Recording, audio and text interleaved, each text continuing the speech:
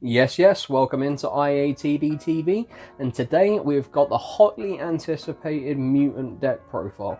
Now, I'll call this the BSM Mutant deck profile, and that stands for Blind Second Mutants, and I know my fellow Brits will be going, that stands for the British School of Motoring, but not in this instance. So we've got main, extra, and side to go through, so we'll start with our main deck, and we have 3 copies of Myutant M05. This is going to get us into level 8, and so we're going to want to max out on 3 copies of that guy. Equally, 3 copies of ST46. Again, this is going to get us into our level 8, because we're going to blind second, and we're going to try and go into some rank 8s as quickly and as hard as we can. So that does it for the little mutants.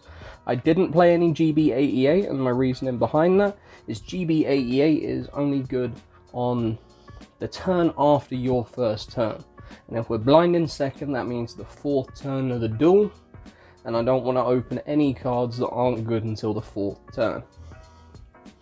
So moving on, we've got our level 8s, so we've got our Mutant Arsenals, 3 copies of that. Mutant Mist, 3 copies of that. And 2 Beast, just because I prefer 2 Beast, and it allows us just to run 1 or 2 extra cards in the deck that I would want to accommodate. 2 copies of Alpha, the Master of Beasts, being a level 8, being some removal in the form of a bounce, and being able to special summon itself again in order to go into a rank 8. Also, we play some beasts in the Mutant Beast, so if we have that on board as well, and then we go into Alpha, we can bounce a couple. Gizmek Orochi, 1 copy of that. Don't want to go more than that because I don't want to banish out the whole deck.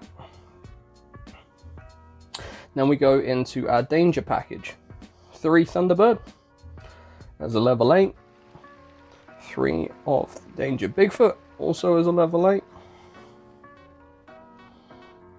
1 Ogopogo because it gives us another level 8 body, but it doesn't do anything if it gets discarded, so just 1 copy on that.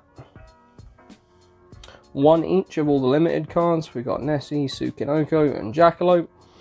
These all get us into our level 8s, so it's worth playing them at least at 1 copy. Here's a card that I like in the deck, just because everything is going to be of different attribute. We have Danger Nessie. Arch Nemesis Protoss.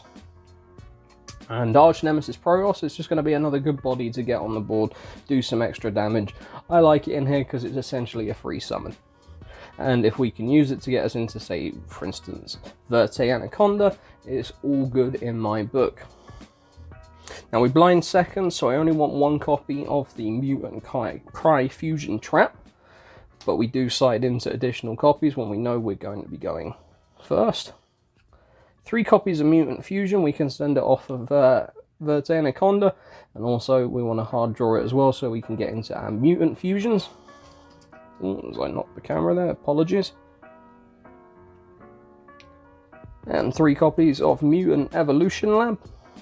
It's going to get us into more of our level 8s, just going to help start the plays off by special summoning 1 from the hand. And it's not going to special summon a level 8, but then it will summon 1 of the small guys. The small guys gets us into 1 of the big guys. Psychic deck, so a copy of E-Telly.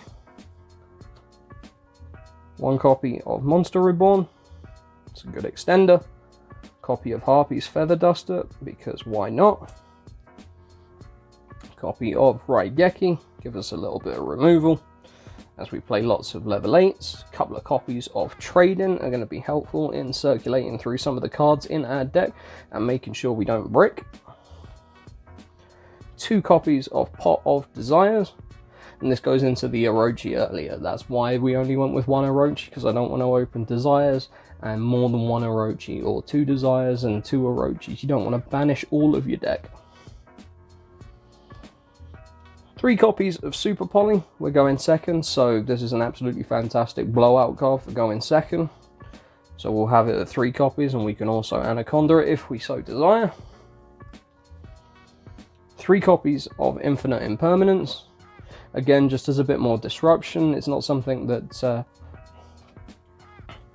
really needs much explanation. I think we all know why it's good and why it's there for now. So we'll move into the extra deck. We mentioned it. We've got Predaplant, Verte, Anaconda. It's going to be great for getting through into our fusion monsters and also for Super Poly. Copy of Zombiestein for our rank 8 package. 2 copies of Dingirsu. It's a great going second rank 8. Lancelot's going to be good if we have to go first. It is mandatory, so you have to use it in the right way, but I do like the card. A copy of Hope Harbinger. Again, if we're going first for some spell negation. And then we've got the number 84 Pain Gainer and number 77, the 7 Sins. This is a good little package just to go in with our rank 8s. We play a lot of the dark rank 8s in Dingirsu, Zombiestein. So being able to go into these is exceedingly helpful. Now we're playing XEs, so a copy of Divine Aazu Sky Thunder is a mandatory include in the deck just to be able to give us some removal and do some big time damage with 3000 attack. Super Poly targets, Mud Dragon of the Swamp and Starving Venom Fusion Dragon. It's going to get rid of Dark, it's going to get rid of multiple types. And for our Mutant Fusions, 2 copies of Synthesis and 2 copies of Ultimus. We're going to want to go into them as often as we can, but having that rank 8 package alongside Verte Anaconda and the Mutant Fusions just gives us a lot more options going second in terms of breaking boards. And then for the side deck, sleeves aren't uniformed on this, but you'll get the impression. 2 copies of Mutant Cry. If we're going first, we're going to want to put these back in the deck, go first and go into our Mutant Fusions on our opponent's turn. Also, if we're going first, a Dragoon package is almost essential just to give us that negate, that extra pop or 2.